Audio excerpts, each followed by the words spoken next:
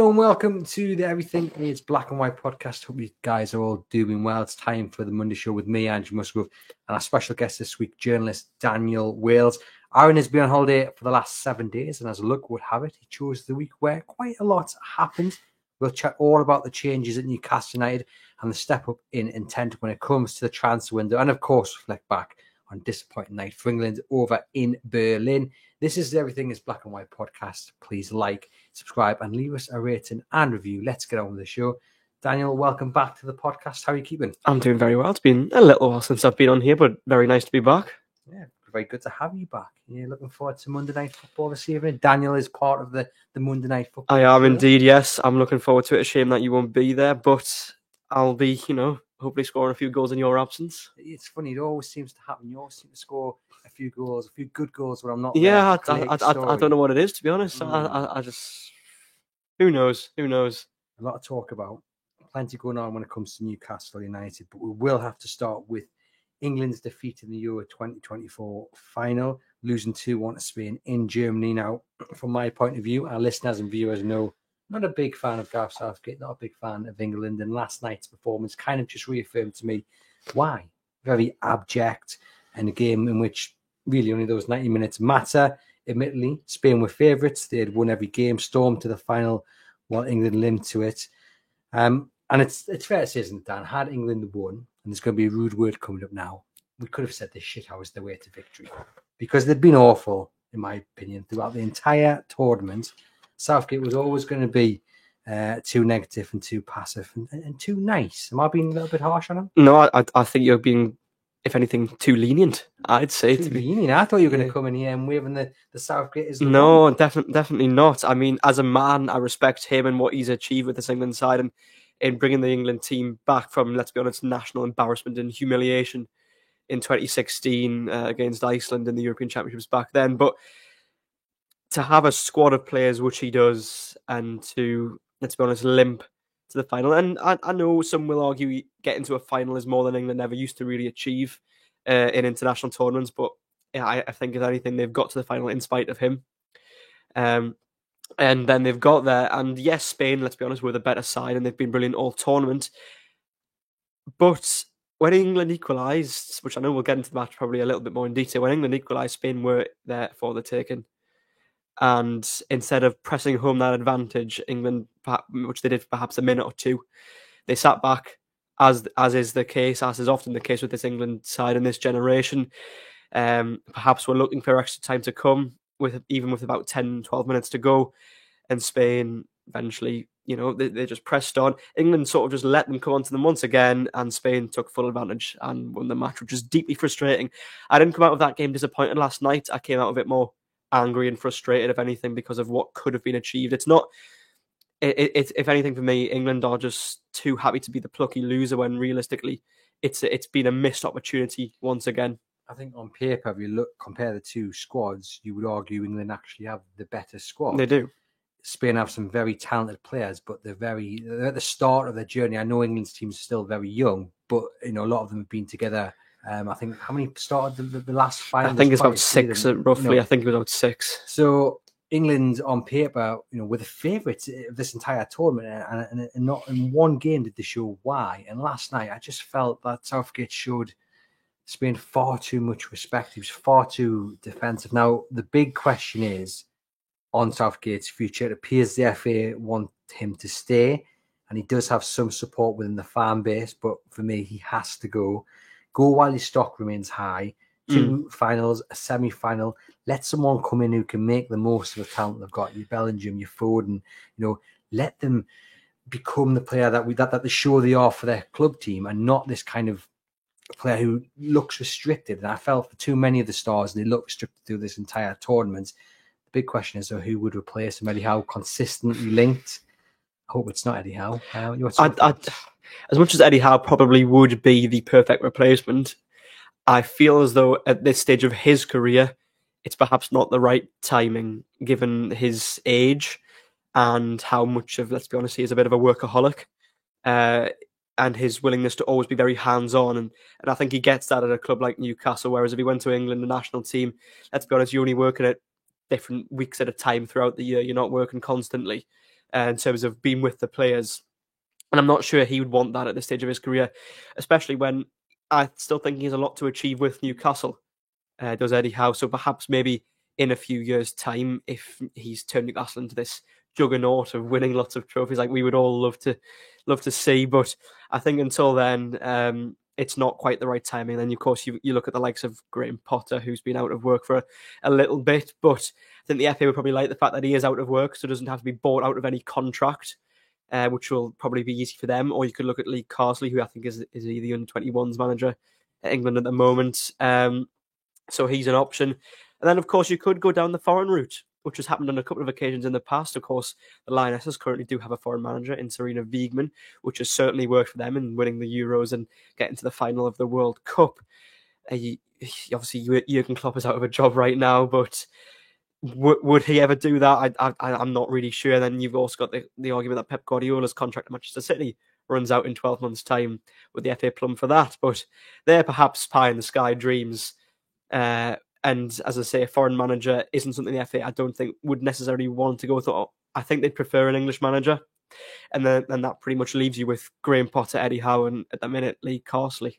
I've seen a few people suggest Lee Carsley. Someone suggested Frank Lampard to me this morning, because of the kind of... Or Gerrard, perhaps, as well. But they've still got good standing within certain aspects of the media. I mean, a lot of people painted Aston Villa and Gareth Southgate as maybe the right man at the wrong time, but he did a terrible job in my view, and he's gone to Saudi Arabia really for the paycheck, although he would, of course, say otherwise.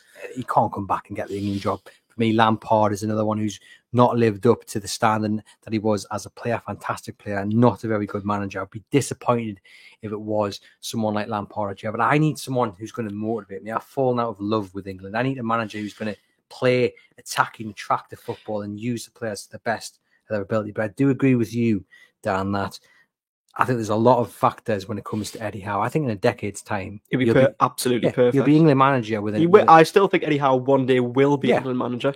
The way it's going, but not now. No, and you are right in what you say, because he loves the day-to-day workings of a football club.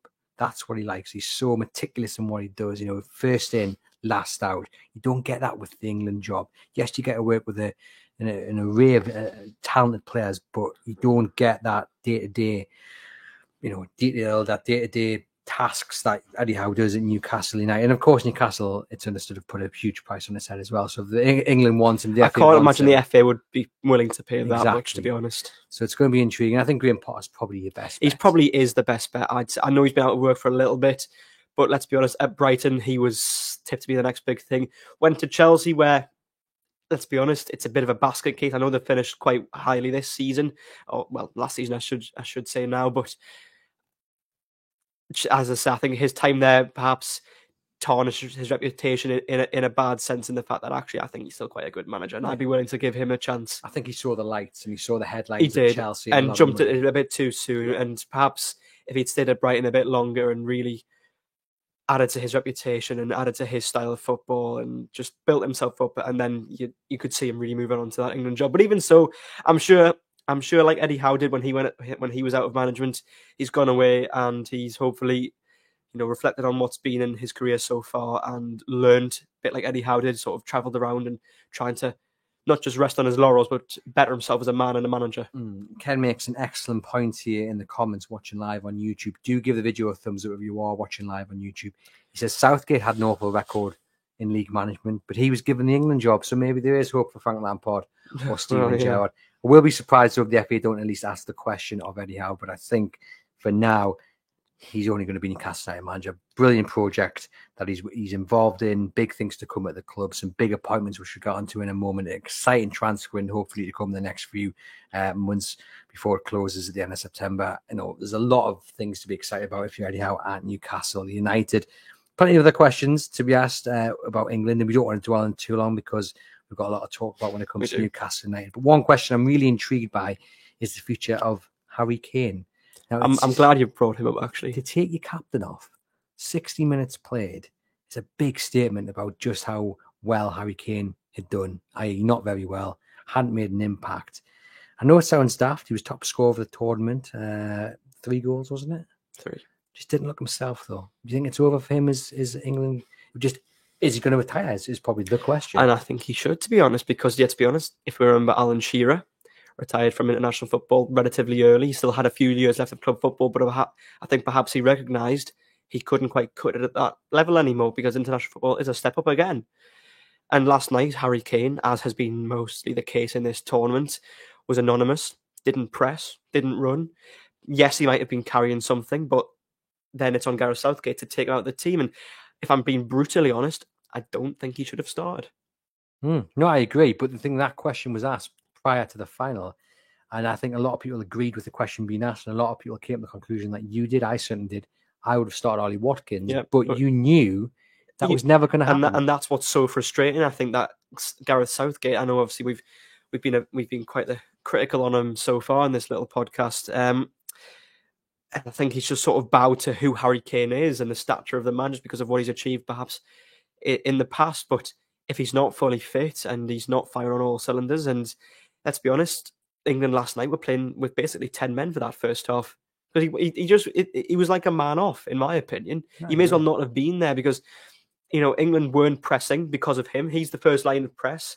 And he's just sort of jogging about around the sort of the Spain's half, and the Spain are playing side to side, and they just one of them just jogs through or passes past him, and it's as if he's not there. As soon as Ollie Watkins comes on, he's running at them. He's doing essentially what we see Alexander Isak do at Newcastle week in, week out, and pressing and trying to chase, which means it makes Spain play the ball quicker. It means they had to play it long, and in that little spell, Spain looked genuinely rattled. They didn't know what really to do. The ball was going long from Spain as opposed to long from England.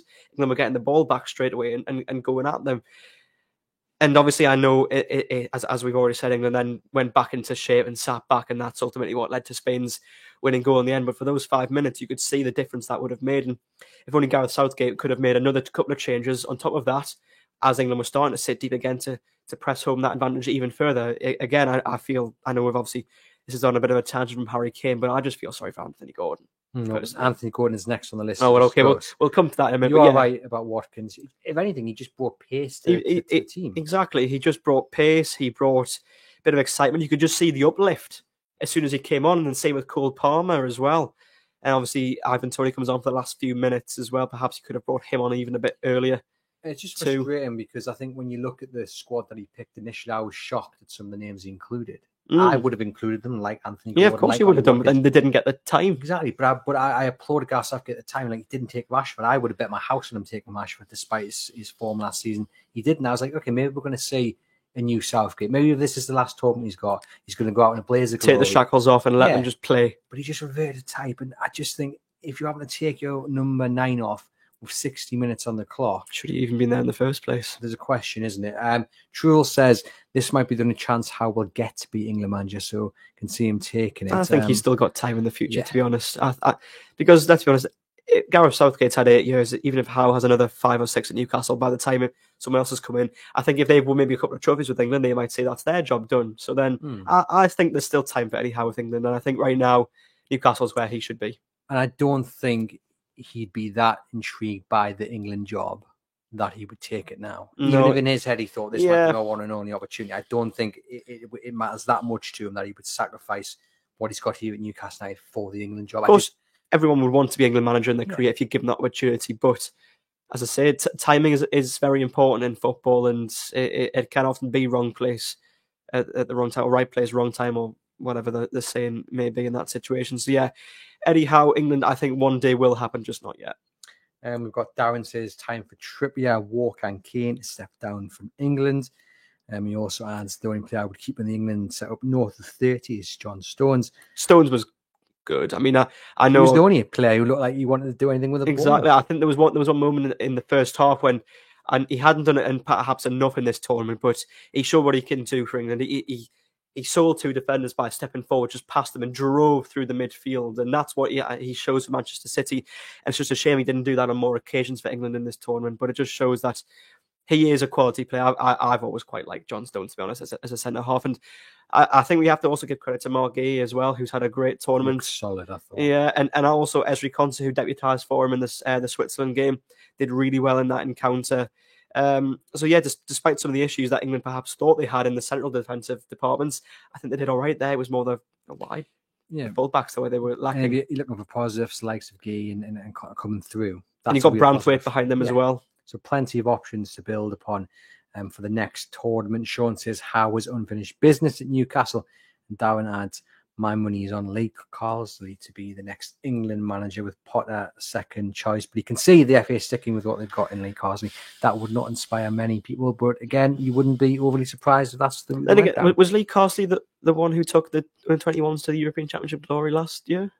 Was it not? Or was it? I can't remember. No, was it Aidan? We don't know. I can't remember. I think he has done quite a good job there, and it's whether they keep it in house. But I mean, it's funny that we talk about keeping it in house because what we usually saw with England is if you did all right for the under-21s, you go through to the senior team. Someone who did absolutely brilliant, exactly, and someone who did it brilliant at under-21 level was Anthony Gordon. Someone who did brilliant last season for Newcastle United was Anthony Gordon, player of the season, in my opinion. You got all of 5 minutes for England. Played the tournament the Euros last year as well. Exactly, top scorer as well. Yeah, the tournament.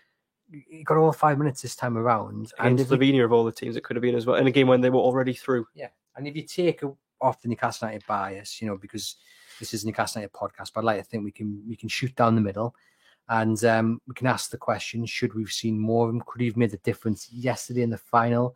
I'm not too sure about that, but I think the big question is what next for him. And there's 2 paths. One, either he just puts his head down and says, "Okay, I was picked. I enjoyed the experience.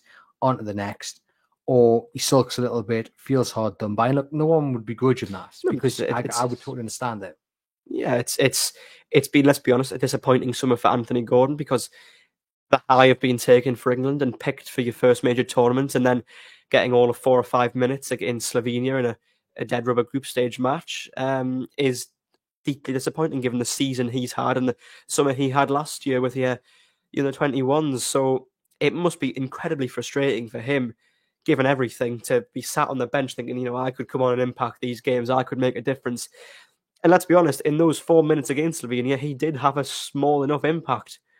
He was, for 4 minutes, he was the most exciting player on the pitch. That team-splitting ball he played up to Harry Kane, and sorry, it was Kobbie Mainoo, wasn't it, into Harry Kane, then Cole Palmer had the shot, and then obviously went out of play as well, but when he drove on the left against that Slovenian fullback and just what he had him scared. Yeah, had him scared, and you think, well, even in whatever game it could have been, like England never really attacked down the left in this tournament at all. It all came down the right to Bukayo Saka, and credit to Saka. Saka was good. I can't begrudge him at all. Saka had an impressive tournament. But England had nothing really come down the left. You had Phil Foden there at times, who isn't a left winger, and who was a shadow of himself the whole tournament. And then, of course, you had Trippier playing as a wing-back at times, who is a right-back, so was completely out of position. And then Luke Shaw, of course, comes in and is more of a natural fit, but is a defender more than he is an attacker as well. And you think, well, you've got all that space and you're just not utilising it. And you've got someone on the bench there who's had such a good season and has proven he can do it on albeit a younger level of international football. And you just think, what a waste. Yeah, he may as well. I'd rather him just be back at Benton with Eddie. Yeah, I'd rather him be on a beach somewhere. Just relaxing. Well, to be fair, he probably has. I'm going to say all Anthony Gordon's picked up this summer is a graze on his chin. Yeah, from that biking accident. Yeah. But as Truel says, at least that means his Achilles injury that he picked up towards the end of last season. It will be fully healed by now, yeah. But you can imagine mentally it probably has put him down in the dumps. And I think it's going to be a big test of character for him. Obviously, he's had the speculation about leaving Newcastle United. Now, that's not going to happen. Because Newcastle have sold Elliot Anderson, sold Mensah, so they've raised the funds to ensure that unless they're forced to, i.e. with a player knocking on the door and saying, I want to go, they do not need to sell their stars. Eddie Howe loves him, the fan base loves him, he loves it here as well. I'm sure Eddie will put his arm around him when he comes back. Do you know, I don't think it'll take much. No. At all.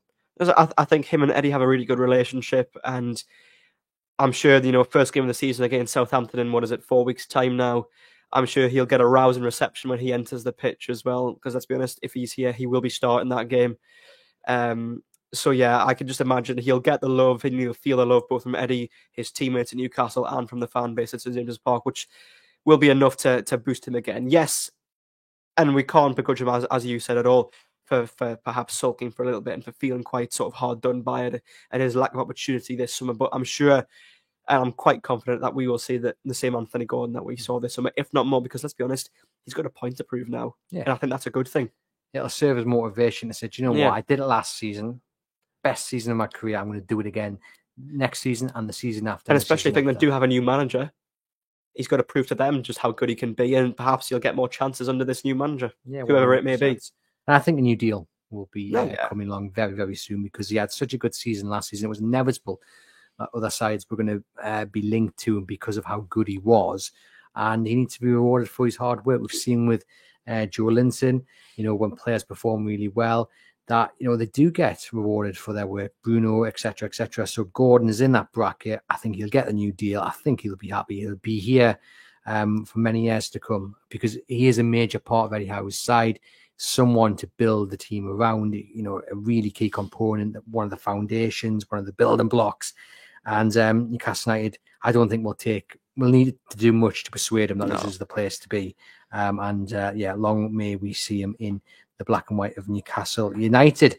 Right. Shall we get on to what happened last week then?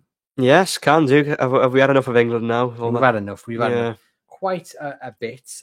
What a week it was. So we already had Dan Ashworth join Manchester United and finally put an end to the saga. Placed by Paul Mitchell. Great appointment, a real statement appointment. That was followed then by the appointment of James Bunce as performance director, which was quickly overshadowed by the confirmation that Amanda Staveley and Mehrdad Ghoussi were to leave the club. We had then the players returning for pre-season, confirmation that they'd be heading to Germany and Adidas's HQ, and then it was confirmed that they'd be behind closed doors friendly later in the pre-season against Burnley.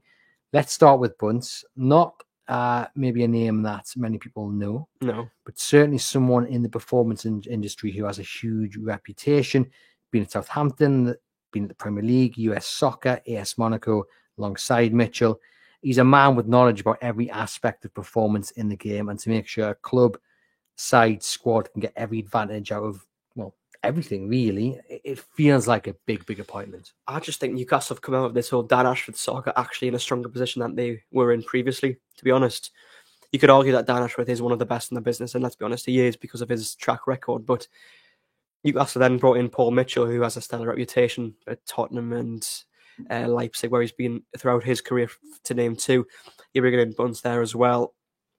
As you say, not perhaps a recognised name, but the fact that they've also worked together and the fact that he also has a track record of being around in some of the biggest places in the world and sort of building his repertoire at different places around the world, getting that experience, I think Newcastle are in a really strong position going into the new season and, of course, for the rest of the transfer window as well. So, yeah, as I say, I can't profess to know an awful lot about him at all. Paul Mitchell, perhaps I knew more about, but I just think that Newcastle have recruited and appointed really well since the whole Dan Ashworth saga has started. And yes, that's taken its time, and perhaps it's been a bit of an interesting one because I can't remember the last time you sort of had speculation and almost like a transfer saga about a director of football or a sporting director. It's sort of unheard of, but it is sort of maybe a nod to what modern football is like these days. But yeah, Newcastle, as I say, going in the right direction once again, and off the field, because let's be honest, off the field dictates what happens on the field as well. So I think they're in a really good place. Putting that kind of different structure than they had with Ashworth on the team. Bunce's role in Newcastle will focus on medical, sports science, nutrition, psychology. And I think that's really important, especially after last season as well. Especially the sports science bit as well, because Newcastle need to recognise exactly why all those injuries happened last season. Something like that can't afford to happen again if Newcastle had to press on to where they want to be. It was freakish, some of the injuries they had and just how often they were having them, and also how long some of the setbacks were as well. So to bring in someone like him who can perhaps understand why that happened, counteract it and stop it from happening again, or at least even if injuries do happen, they're not long injuries, they're 2 to 3 weeks perhaps.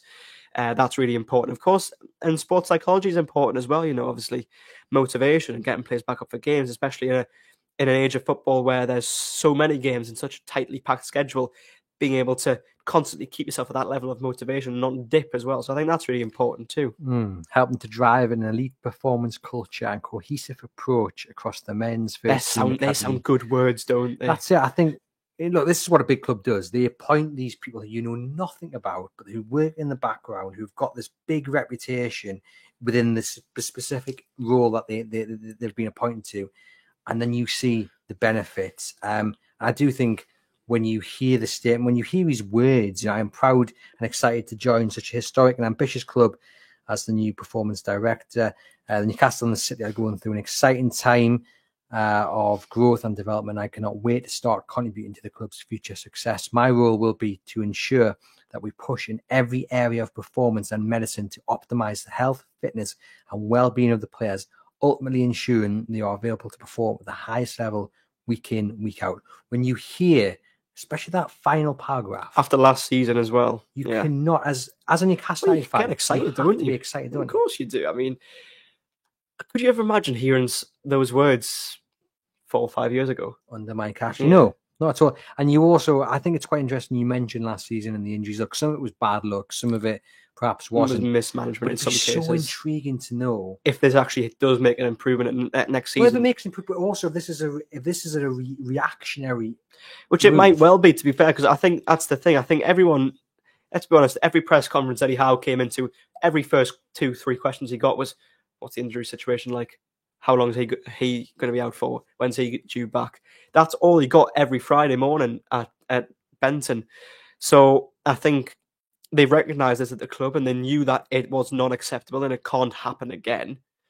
And so they've clearly recruited in the sense that to counteract that and to hopefully become a club where that is only, it was a one-off, essentially. And they've got someone the best in the business. There's no one really better than James Bunce in his role. So they've got someone who knows what they're doing. I'm really intrigued as well by the words cohesive approach, which I know what it means, but you don't know what it means actually in the running of a football because we don't work in the football club. We don't know actually what that football men's first team and we can only speculate really what that might mean. Pulling everything together, but does that mean it wasn't all together before? I'm going to be really intrigued to see what that actually means. But I'm just excited by the statement, by his words, and just by his reputation because he's proved he can do it. Monaco, alongside Paul Mitchell, really good job he did there. So hopefully, everything he's done previously can be done here at Newcastle, and he can push them to another level. Now, look, he's got a good working relationship with Paul Mitchell. Something Darren Neal's referenced in his statement, describing it as an asset.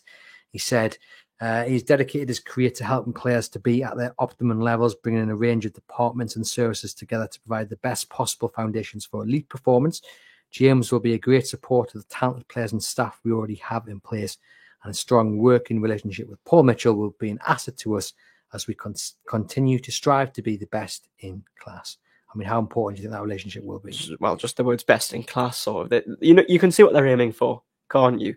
But I think it's good, and as we've mentioned, I think that the fact that they've worked together before will help as well, because it's not like they're just two new people coming together for the first time. They have already a working relationship and they know how each other operate, and that can only be a good thing as well. But yeah, you've got, of course, Paul Mitchell sort of dealing with the club as a whole and trying to get the right people in the right place, and then obviously the transfer side of it as well, recruitment alongside Steve Nickson and Andy Howe too.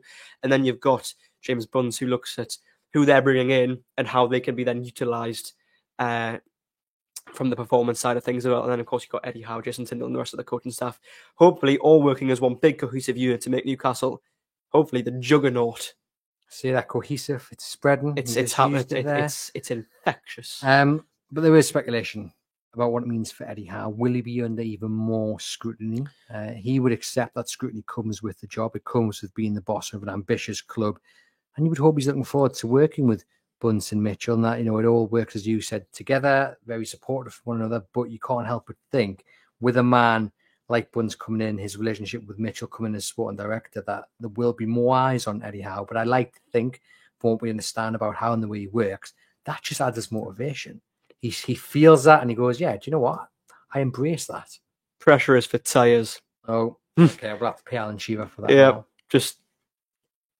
I'm only kidding, but yeah, I think it's right, to be honest. I think Eddie Howe's perhaps lost to his biggest supporters at the club in Amanda Stavey and Murdoch Gadusi, because let's be honest, they were the ones who loved him and wanted him there in the first place. And with them gone, perhaps there is a bit more pressure on him and a bit more speculation as to what might happen if he does not get it right immediately. But I think he has enough credit in the bank from the past 2 seasons, 2.5 seasons to be honest, as to what he can do with Newcastle. And let's be honest, we know what Eddie Howe's like, and I'm sure he will thrive under that pressure and show just what he's able to do. Let's be honest, Newcastle, as much as they did blow some opportunities last season in terms of where they could have finished, despite all the injuries, Newcastle were, let's be honest, within a few wins of being top 4 again. It wasn't as much of a stretch to be there again as it perhaps seemed at one stage it could have been. And to be in that position after everything that happened, I think is a remarkable achievement. Yes, they probably could have finished higher if not for some games where perhaps they did bottle it a little bit in pressurised situations, but I think they'll have learned from that. And I think they've also got the experience of they know how to finish in the Champions League. They also know how to take the disappointment as well, which they've suffered last season in various situations. And so I think they'll be well-rounded and better off for it. And so I think it's a good season to come for Newcastle, but I also think there's a lot more expectation as to what they have to achieve.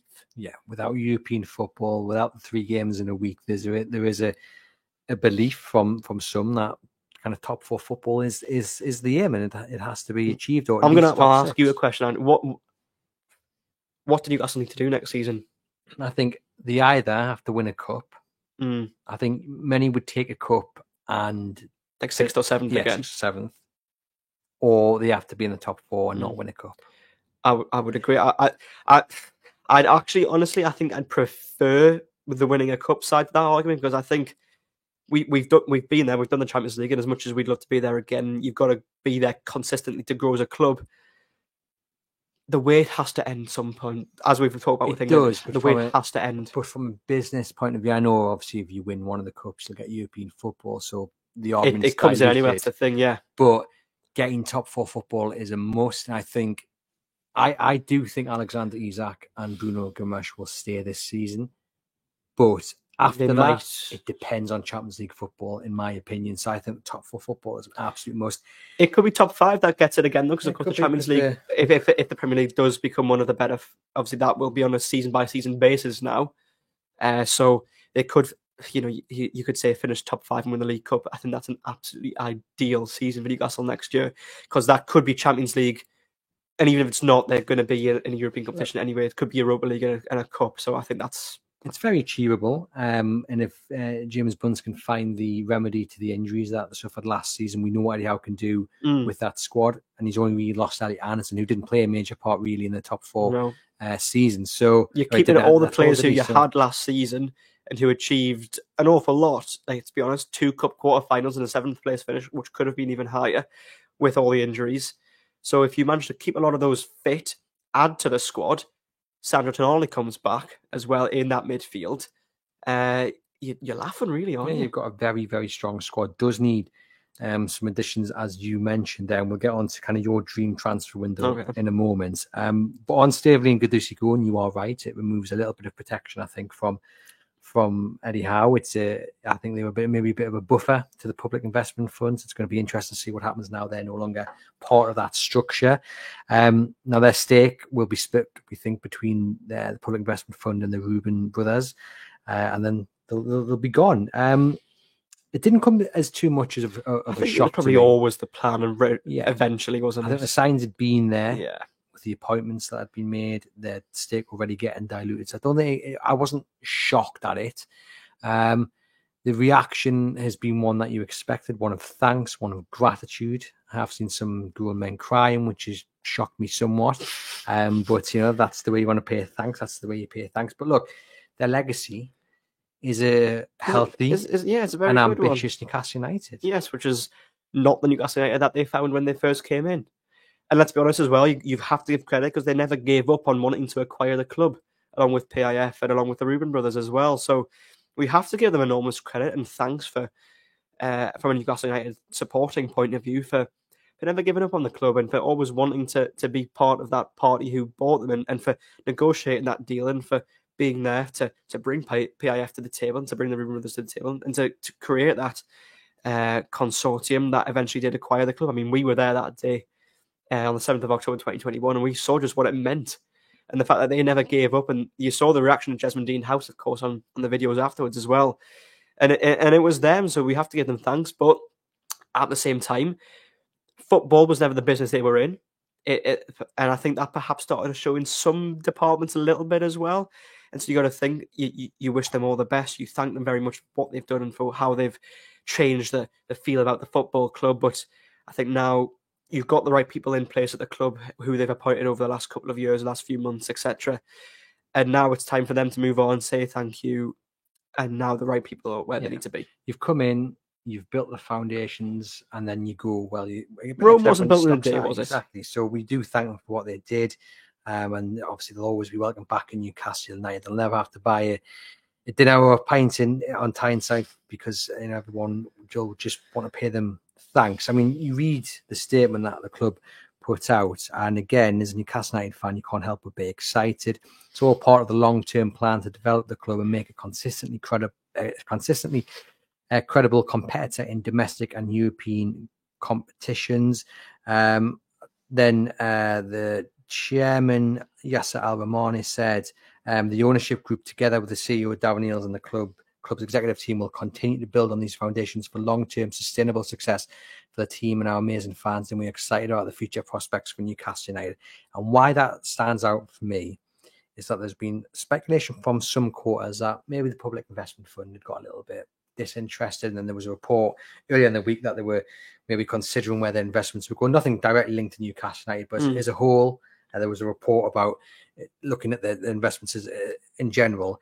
They were never getting bored or disinterested, and that statement just puts anyone who was doubting their interest in Newcastle United quiet, doesn't it? Yeah, it just quashes all those worries anyone might have had. And if anything, the fact that they've actually acquired more shares in the club just shows that they aren't ready to walk away just yet, because you wouldn't acquire more shares if you're going to do that. And as I say, that statement also just quells any fears of anything that might change. There's a long-term plan.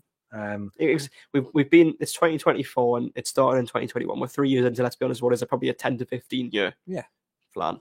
They know what they're doing. They're business people who've got a proven track record. They're not here to hang about. And I actually do think as well, there's a lot of people in the comments asking questions about why it's slow start to the summer window. Now you've got the European Championships. It always, nothing tends to happen. And they will be working. Of course, there'll be things going in the background. Now you see the appointment of Paul Mitchell in place. The Euros ends. Yeah, I think they'll start to see things pick up in the next week or two, most certainly.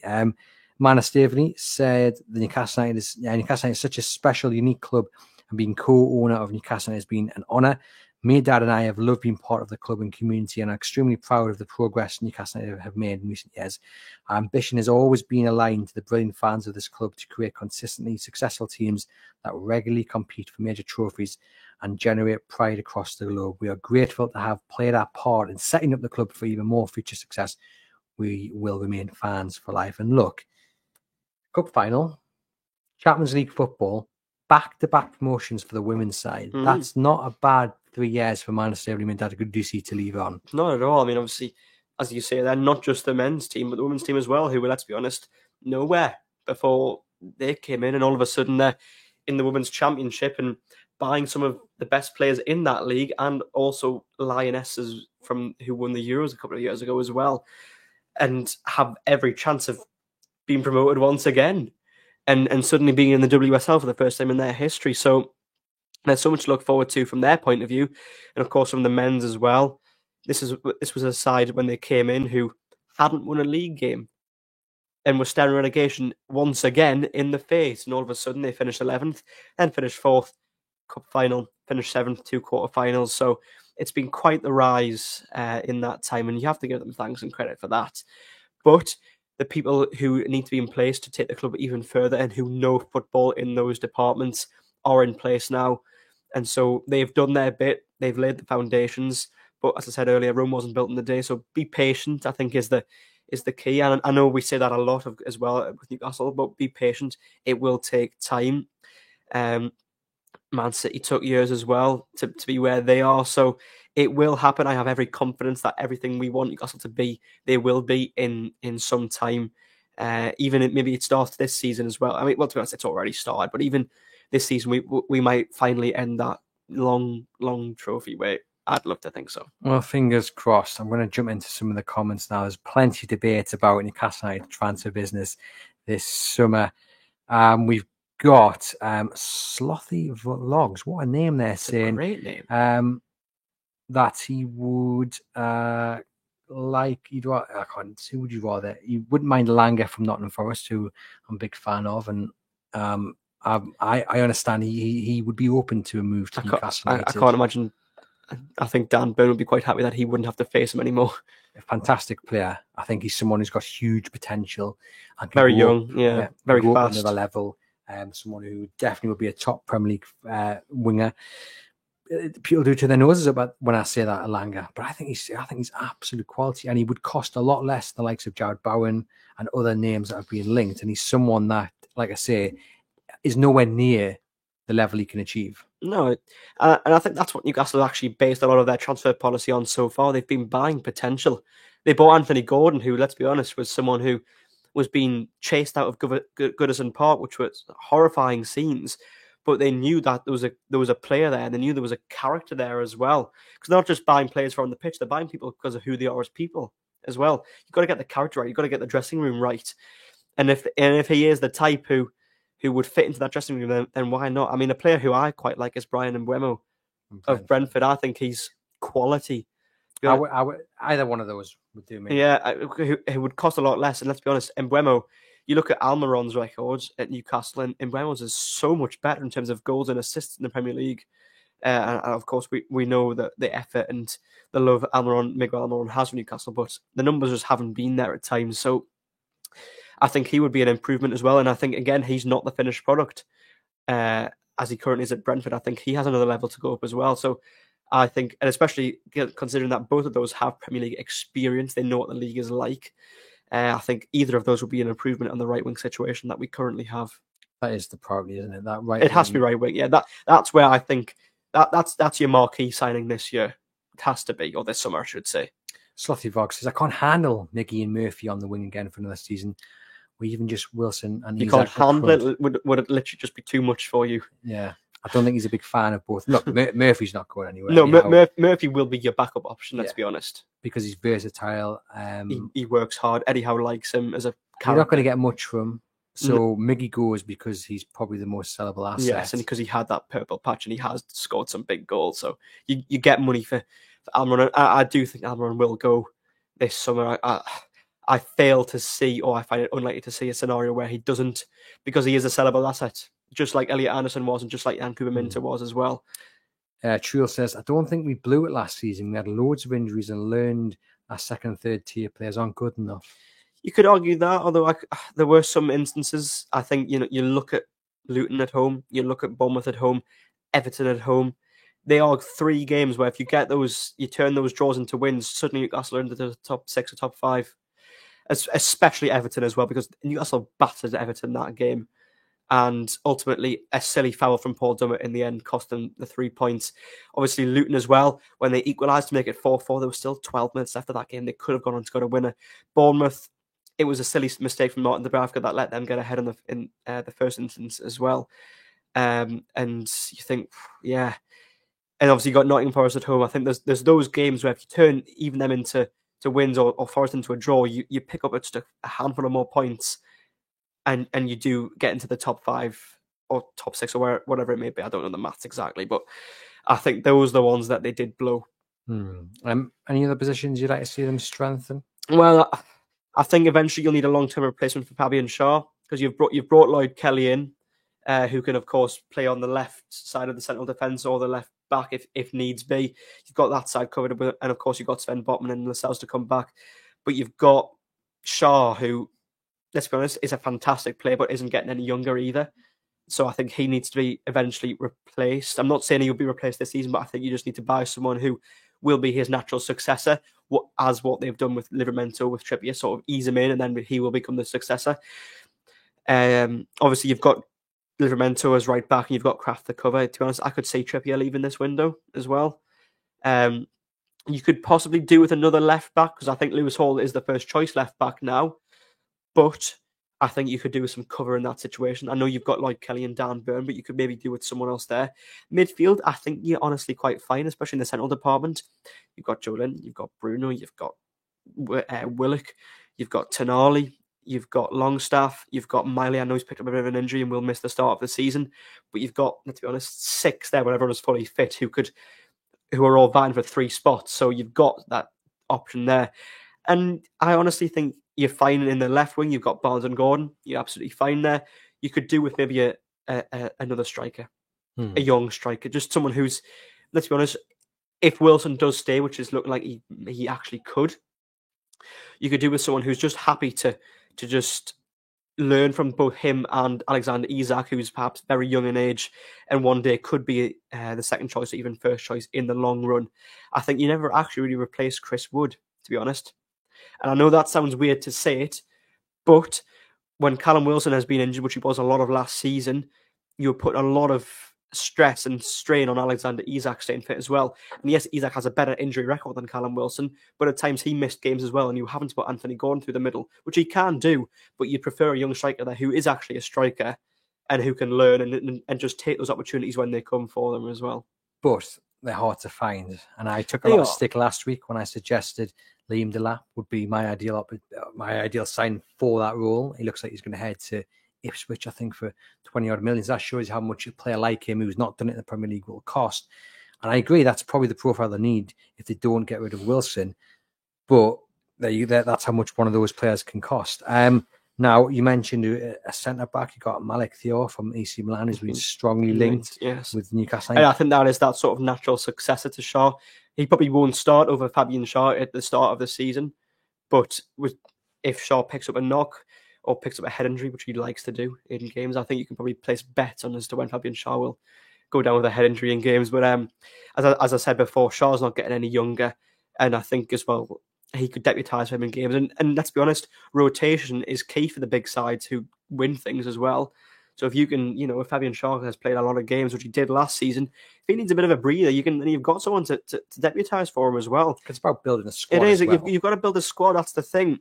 Manchester City have won so much because they rarely field the same 11 every single week consistently, especially given the fact that they've got European games in midweek as well. They always make even just 2 or 3 changes a match every game just to freshen things up as well and allow players a little bit of rest as just to freshen them up. And I think that's what's really key for them. They're not constantly having to put the same team out week in, week out, which of course Newcastle had to do for months on end at stages last season.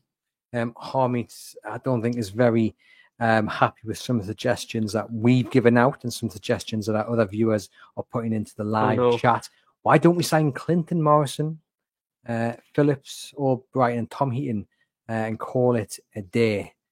So he's not happy with some of the suggestions there. Do you not like Brian Mbeumo? I think he's good. I like an Anthony Elanga as well. Majority of people like those good. Harmeet also says Trippier, Wilson, Miggy, Longstaff, Lascelles, Murphy all need to go. I don't think Murphy will go. I don't think Lascelles will go, to be honest. I don't think Longstaff would go. No, I don't think he will.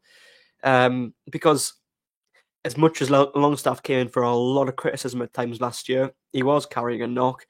And unlike Elliot Anderson, he's more a goal threat.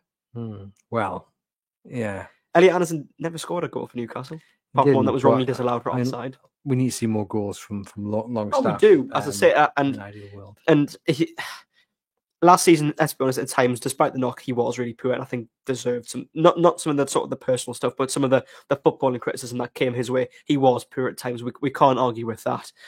But if he can get back to how he was the season before in the qualifier for the Champions League, he was an integral part at times in that midfield. When players were having to deputise for each other, when Joe Willock perhaps picked up an injury, or when Bruno was picked up a bit of an injury at the start of the season, I remember as well, or when Joe Linton perhaps is missing. So, you've got to have him there because you need someone else as well. And of course, you've got Lewis Miley who will come in as well, who is a bit of a goal threat too. He scored his first goal for Newcastle against Fulham. So yeah, I think we're absolutely covered in that midfield area. I think that's actually one of the. Are we covered though in terms of numbers rather than quality? Because if you look around, you say Bruno brilliant, Joe Linton brilliant, Tonali we haven't seen enough of, but you think he's going to be worth the price tag. After that, well, I'm a big. I know his injuries record last season was really poor, but I'm a big Joe Willock fan. I'm a massive Joe Willock fan. I think at times, it's in certain games when it's the right game for it, I think he starts for Newcastle. I'm not saying he'd start all the time, but I think in a game that is perhaps against a team who's open and who will let Newcastle have space, especially in the midfield. I think you need someone like that who can run from box to box with that pace. And I think, as I say, I'd start him in a lot of games for Newcastle next season. People will argue that the best midfield three will be Bruno, Joelinton and Tonali, but at times I think you'll need Willock to interchange with them as well. More so than you have Longstaff and Miley interchanging. I know we've just mentioned Longstaff, but I think Willock's an integral part of that midfield. I think he was badly missed last season. He was a quality player, but I just worry whether they've got enough quality in that midfield. Longstaff. I think a lot of people might look at the argument you put forward and say Man City won so much because they've got the squad depth. And they'll say fair enough, but they've got quality more than they've got numbers, or in those numbers they've got quality. Have Newcastle got that in that midfield? I'm not too sure they have, other than maybe the first 3 or 4 that you'd put down in the starting 11. A lot of people asking about Onana to Aston Villa. I mean, that's a fantastic. He's a good sign. He's a good player. That's the thing. That's the quality. Yeah, he is a good player. I know obviously he's been in an Everton side who haven't been very good, but you could say he stood out like a sore thumb in that Everton side, which, let's be honest, is not that good. He's a good player, and it's a good bit of business from Aston Villa, especially having lost Douglas Luiz, which I was actually quite surprised at. But clearly they needed to do that perhaps for PSR reasons, and they've brought in an ample replacement. Brilliant signing for Aston Villa.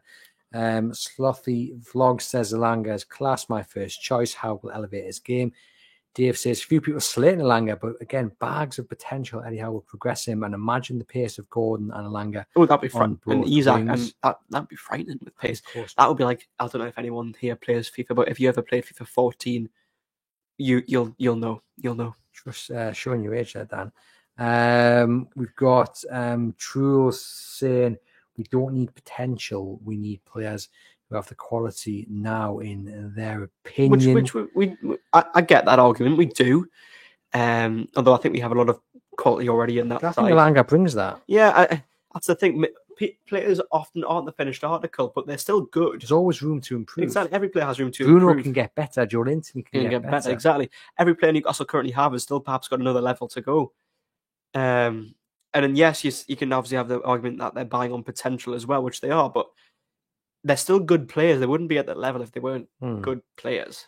Players back at pre-season. They are. They're off to Germany as well. Yeah, they've flown to Germany today. We saw them back at Benson. I mean, I just want to pick out a few pointers. Joelinton looks so happy to be back. It's just a happy sight, isn't it?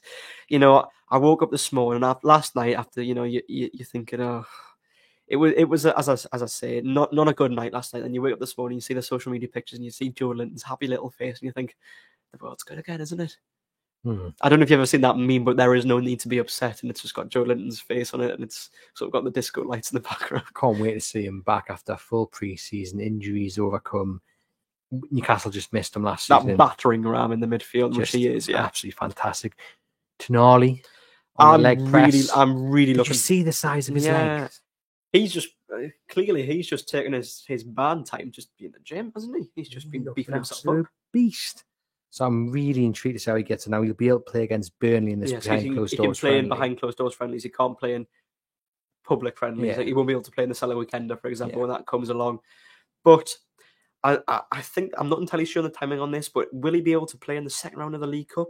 I think I'm not sure about that, but the Tottenham game he's back definitely for that, but I'm not sure whether his ban ends the day of that or whether it's the day before. I'm not entirely sure. It's one to look up whether, because if he was available, that's the perfect game to just stick him in there, bring him back. Not an elite game. Obviously, Newcastle want to win, but they can push him back because it's going to take time. Of course, it is. You match fitness after that long is going to take time to come back, but and I can't really see him starting the first handful of games that he is available for again, because it will take time. You probably got to just ease him in off the bench, sort of maybe 10 minutes here, 20 minutes there, half an hour there, then you're ready to start him. But I'm looking forward to him being back. I really am. We've got an interesting question here in the comments from Craig, who says the level drop off from Elise to Elanga doesn't make any sense, which is quite interesting. Elise, I think, actually fits into that bracket more of potential than top quality player. He is a top quality player, but he hasn't had one good season, maybe 2 good seasons. You know what I mean? Like, he's not someone who's at the top of his game, and he's going to get better and better. So actually, I do think they're in that kind of same bracket, not necessarily at the same level, but they're in the same bracket or the same, I don't know what you want to call it, put them in the same title, put them in the same box. Yeah, but I get what you mean. I don't think it's that big of a drop off though either. No, it's not really. And let's be honest, Newcastle weren't going to pay the money that Bayern Munich were going to fork out. I think it's wages more than anything else. Well, and that's the thing. It's they're not going to break that wage which structure. is sensible, because not breaking the wage structure means they're not going to fall foul of the rules, and they're not going to make that can upset the dressing room as well. If you think, oh God, he's being paid an awful lot more. To be honest, you've got to have everyone sort of tightly knit in terms of, you can't have someone on like 200 grand a week and someone on like 40 grand a week, because that upsets, as I say, it upsets the apple cart a little bit. So you can't break the wage structure both for a financial sense and for a psychological sense as well. I mean, look, we've got Darren says I would go for Williams. I'm assuming he's talking about Nico, who obviously was part of the Spain side last night. I mean, you wouldn't say no, but it might cost a bit. But this is the thing. I just think it's very difficult for Newcastle to sign these top quality players. I mean, Nico Williams, or at least you would say Williams above. Williams was he playing? Was he left wing last night? He was on the flank. So you need a right wing, really, don't you? I just think maybe the expectations, but also a bit more respect has to be paid to these players like Elanga, like Mbeumo, who have proved they can do it in the Premier League. That's the thing. Yeah, like as I said before, Mbeumo's got a great record at Brentford for when he's been there. You wouldn't turn your noses up with that, especially if you could improve that as well. I think it's great that Newcastle are in for the likes of leagues. It shows ambition, shows you where Newcastle are wanting to aim, and I don't for a moment think it was just kind of paper talk. I think they were genuinely interested. There will have been inquiries made, but it's just the fact that Bayern Munich, isn't that? But at the same time, you look around, Elanga and Mbeumo, fantastic options. Yeah, they would be a huge improvement on Almiron. I wouldn't turn my nose up at either of them, to be honest. If I see either of them, holding a black and white scarf in front of the East Stand with a new lettering, I'd be extremely happy. And I think, well, we've got a player there who's already good and can get even better and has improved on what we already have in the right wing position. So I wouldn't be begrudged to that at all. Bobble Martin says, I'm not too saddened by the release transfer to Bayern. Dave says, I still think Newcastle need a solid season to then go and buy game changers. I think a sensible business for now with upgrades. Yep, they're off to Adidas HQ over in Germany. The game changers will come when they start winning things, or they start. That's it. I think with the Champions League qualification as well, that's when the game changers come. Yeah, but I think getting that as early on as they did, maybe it should be expected. Yeah, as I say, when Newcastle become a winning club, that's when you can start really pushing your weight out in the transfer market, because players will be swayed by clubs who have a reputation for winning things, which Newcastle don't. But if they do, then they might come. Yeah, no, I think indeed. As I said, they're off to the HQ, Adidas HQ over in Germany. Flew out today. Eddie Howe said, we are very much looking forward to visiting Adidas and to training in such an outstanding facility. The home ground looks very impressive, and it includes everything we need to maximise the players' preparations. The site will be a home away from home for us during a key period, and I'd like to thank Adidas for extending their kind invitation to us. Obviously, that relationship with Adidas, they're building upon that. They've come back, produced a lovely home shirt. Looking forward to the third kit and the away kit. Over to the HQ, Germany used it for the Euros. And it's just another nod, really, to Newcastle United looking to get every advantage out of the pre-season as well. Yeah, I think that will please Eddie Howe, because I actually don't think he was a massive fan of the pre-season they had last year. I don't think the trip to America was perhaps what he wanted. I think he enjoyed what they had the previous year when they went to Austria. And it was quite low-key, and they played a few, let's be honest, not brilliant sides. And obviously I know they had Benfica, which was good to test themselves against some good opposition. But for the most part, it was a low-key pre-season where they were able to just focus on their own selves and their fitness, their game plans. Whereas when they went to America, I think a lot of players came back from that absolutely exhausted, because it was really competitive games. And I don't think that really helped as well. I think that sort of set them on the wrong foot a little bit at the start of the season. I know they had a tough start of the season game-wise anyway, but I think that trip to America was not what they needed at that time as well.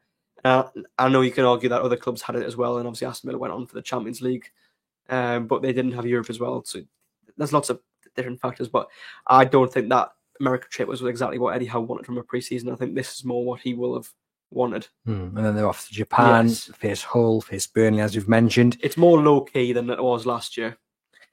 Most certainly. There's a lovely comment that's just coming through here from Stephen. I'm going to address it. Talking us down again, Mumbled Musgrove. Thank you for that lovely nickname, Stephen. Of course, we can sign top quality players. We signed Botman, Isak, and Tonali. Do you think they will hang around waiting for us to sign players at the level? Now, what I will say to this is, no one knew Botman. No one really knew Isak or Tonali. They've come in. Tonali, we can't really see how he's done this. Bruno, to be honest, Botman, Isak, and Bruno have come in and proven themselves to be top quality players. When they signed, very few players, very few fans, if they're being brutally honest with themselves, had heard of them. I knew of Isak because he'd done well at the Euros in 2021. Okay. But Bruno, Botman, I can't. You might have heard them in passing. There's top quality player in Holland. There's top quality player. I'll be honest. They were.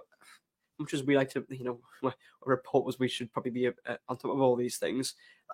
I'll be brutally honest. I hadn't really heard of them. I think memories get shifted a little bit. Yes, they're quality now, but when they came in, they had potential to be quality. It's that argument again. It's the potential, and that's all I'm saying. With Elanga, with Mbeumo, they've got potential to be the very best. The one side thing they've got over the likes of Botman and Tonali and Bruno is they've done it in the Premier League already. Exactly. So it's not about talking Newcastle United down. It's coming in with a realistic ambition, a realistic look at the transfer window, and not shouting the top level players out when it's not a realistic approach to the transfer market. You're not going to go and buy Kylian Mbappe, for example. It's just not. Well, maybe Stephen thinks we are going to go. What was the nickname give you that very Mumbled Musgrove? I'm going to get that on the back of me Newcastle United shirt for the first game of the season. I'm looking forward to if you ever just do make an appearance at St James's Park again, Rob on the tannoy, number 9, Mumbled Musgrove. What I will say, this is just my opinion, and you guys are more than welcome to disagree with me, but I do not think for a moment that signing someone like Mbeumo or Elanga is a downgrade. No, it's not a downgrade at all. It's an instant upgrade. And just because of the numbers they produce. Yeah, they've proven they can do it in the Premier League. They're good quality players, and under Eddie Howe, they will just get better and better and better. And I, for one, would be over the moon to sign either one of them. Yeah, no, I completely agree. As much as we have appreciated Miguel Almiron for some of the moments he's given us in the purple patch he had last season, his numbers cannot compare to either of theirs. So it's an instant improvement just because of that. It's that simple, to be honest. I think with Elanga and Mbeumo, you've got to look at it in terms of Jared Bowen's the other one that's been linked. But Bowen's a great player, but and the price tag, it's going to be up towards £100 million. Why not go and get someone who's 22 or 24 and will be worth 100 million in a couple of years' time? Which, let's be honest, Anthony Gordon probably is these days. Oh, he's I mean, if Liverpool were going to buy him, which they're not, they would have to be paying at least 100 million. Yeah, exactly. That's the thing, and that's what you're buying. That's the thing. You don't have to go out and buy Jared Bowen, who, as Andrew says, there is getting on. He's only 20. What is he, 29? I was going to say he's only a few years older than me, but in terms of the money you pay, for the age he is in his footballing career, is what I mean. And of course, he's not going to move. He's 27, actually. He was doing a disservice. Okay, fair enough. But £100 million, and look, that deal's not going to be. I mean, even if you were able to pay that money, and you had him open for talks, he's settled down in London. Yeah, it's going to be difficult, isn't it? I don't think he would be moving from West Ham.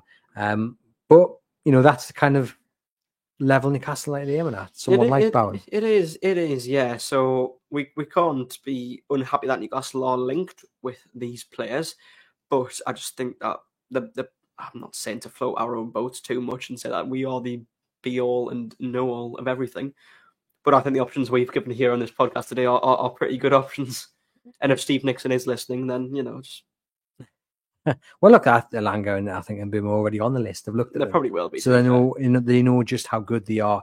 And I would not be surprised if one of them did end up in the black and white shirt in time for that game against Southampton. And I think as well, like I said at the start, we'll start to see things really moving in the next couple of weeks. I think ideally I would like to have one, maybe two in before he went to Germany. Doesn't look like it's going to happen, but I wouldn't be surprised if over the next 7 days you see at least one body come through the door. Yeah, and even then, I know obviously you can look that you'd like to have a few in before the season starts, but even then the transfer window does go until the end of August. So Isak only arrived at Newcastle pretty much right at the end of August in 2022. So just because you don't get players in straight away, if you get a couple in now, you get a couple in mid-August, they can still be integrated in the squad well enough, as long as they've had a decent enough pre-season. Yeah, no, 100%. And as Dave says there, clever business. And I think that Thank you, Dave. kind of just sums it up. You've got to be clever. Yeah. Right at the start of the project, you've got to be clever because, of course, you've still got the financial rules to play by. You still have the issue, unfortunately, as good as we think Newcastle is the best place on earth, still got that little bit of an issue persuading people to move here instead of London and just Manchester. For those who aren't watching, who aren't here, it is show them a picture of the bridges, but you do have that issue. Yep. And Trudeau says here, don't forget that Mitchell will get the players how we'll see what type of players he wants, and the scouting team get that type of player. That is the cohesive. Yeah, and then James Evans will hopefully have every player in that squad, at their maximum level, so that Eddie Howe can then coach them into the way he wants them. 100%. And well, Dan, been an absolute pleasure. Hope you've enjoyed it. No, I have. It's been good to be back, and I mean, I've got what now? 3 and a bit hours until I'll be stepping foot at the Monday Club on football. Well, you could be the right wing thereafter. Oh, I could prove myself tonight. If Steve Nixon's watching, get yourself down to Dunstan. I'll set the camera up. Exactly. I'll tape it and send it to James Park. I'll send it off. Bargain, free transfer. Slothy says here, we'll finish off on Slothy's question. Any idea of the striker who you'd want? Good question, to be honest. As I say, I feel like if it's a young striker that I've mentioned, it's probably one that we're not going to have much knowledge of again. So hard to name a name in that situation. So it's not someone who actually it's not something I could pluck off my head right now. But as I say, because I feel like it'll be someone who we haven't really heard of. As long as they can come in and be the understudy and learn from the two we've already got there, I'm sure it'll be fine. You trust the recruitment teams to get it right. As much as I'm a journalist and it is my job, I'm not. I don't work for Newcastle. It's not up to me. But we value your opinion, Dan. Well, thank you. As do the viewers and listeners who have tuned in today. Thank you very much for doing so. Hit thumbs up, give the channel a subscription, leave us a written review on the podcast channel. Thank you as always for tuning in. Head over to chroniclelive.co.uk for all the latest Newcastle United news, including our daily Transfer Live blog. And for myself, I'll see you guys later in the week.